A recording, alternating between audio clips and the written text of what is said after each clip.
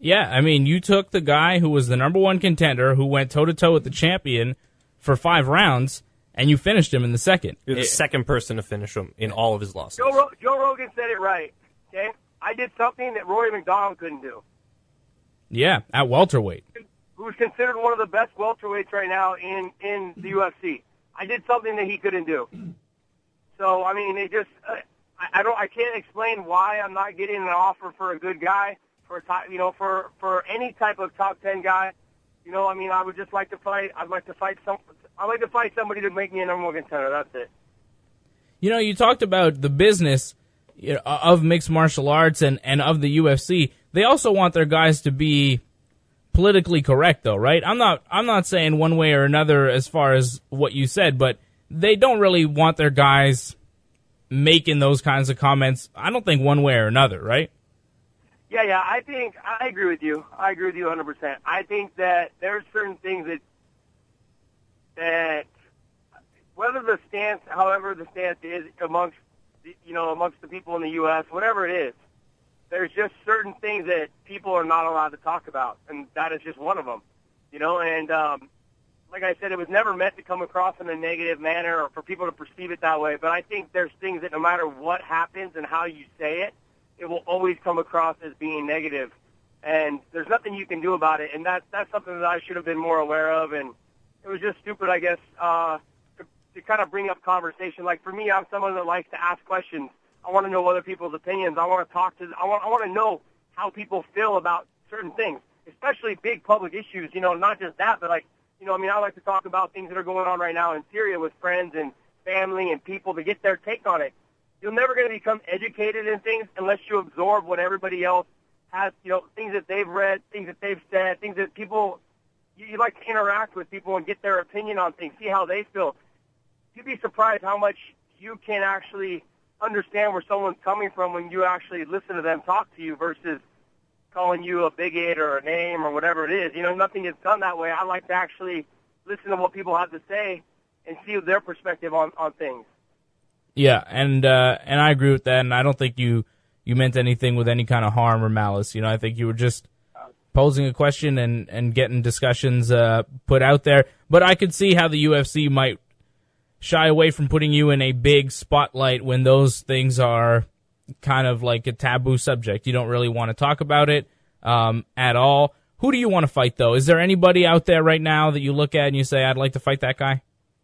No, I mean, honestly, I leave that all up to the UFC. The UFC, you know what, I think whoever the UFC wants to put me in against to make me the number one contender. It's whoever it takes. I mean, if it's Benson now, it's Benson. If it's whoever, I don't care. Like I said that before, I don't care who I fight. I want to fight whoever's going to make me either next in line or the one after the one who's next in line. Somebody who's going to make me, do I need to fight? Like, does Jose Aldo need a fight at 155 first? Before he gets the title shot. I mean, if that's the case, let me fight him. I mean, I don't care. Is he going to get an automatic title shot? I mean, that's fine with me. I just want to know. I want to know who do I need to beat to get in there. Yeah, and I love that. As of yesterday, I wasn't even mentioned in the conversation. It was back at Gill. So, I mean, he fought, he lost, and now he's already back in the conversation. He hasn't even fought Diego yet. Yeah. So that just goes to show that I'm not anywhere. I'm not even in the conversation right now. Yeah, it's weird. It's very weird. I don't really. Like I said, I haven't been told anything. I don't know anything, and I mean, as a fighter, I'm looking from the outside, looking in, trying to figure out what's going on, and and I'm trying to find, fight the best guy. I mean, most guys try and just kind of collect easy paychecks and try and fight up-and-comers and things like that. I'm not looking for that. I'm looking to fight the best and toughest guy that they want me to fight. So you'd be down to fight Benson Henderson, even though you're coming off a win, he's coming off a loss? I wouldn't care. He's the one that he was the champ. He beat Gill. He beat Frank Yeager. I mean, he beat all these guys. To me, I mean, there's no better person for me to fight. Benson. I don't know. I don't know who else. I really don't know. I mean, TJ. I know TJ's getting next. I mean, Aldo's somewhere in the mix there. If I got to fight the winner of Diego and Gil, that's fine with me. People ask me, like, would you fight Gil again? Hell yeah, that's what it took for me to get a title shot. I could care less if we fight 30 times. You know, I don't care. I want to fight the guy who gets me next in line for the title shot. I love that. I love that attitude. Josh Thomson here on Ringside Report Radio. What did you think about the way Pettis beat Benson on Saturday? Wow. That's all I could say. I was in shock. I mean, to be honest, you know, I've had a chance to grapple with Pettis out in Hawaii.